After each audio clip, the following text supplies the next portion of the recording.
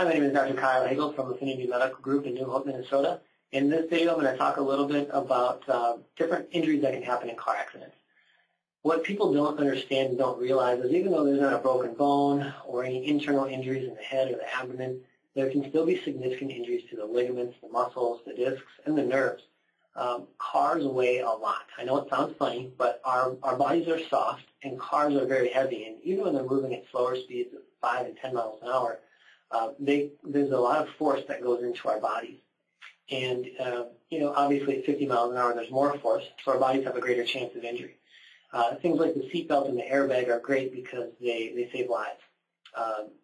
But once serious injury or even death has been prevented, a lot of people don't realize there's other injuries to things like the shoulders, the neck, the wrists, those sorts of things.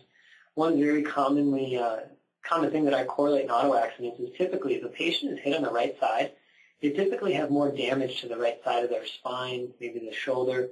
They have more pain. They have more muscle spasms. They have more swelling. We can actually correlate these things when we do our examination. Very specifically, the lower back and the pelvis often get injured if they have their, let's say, their right foot on the brake, because the force gets transmitted all the way up the leg and back into the pelvis.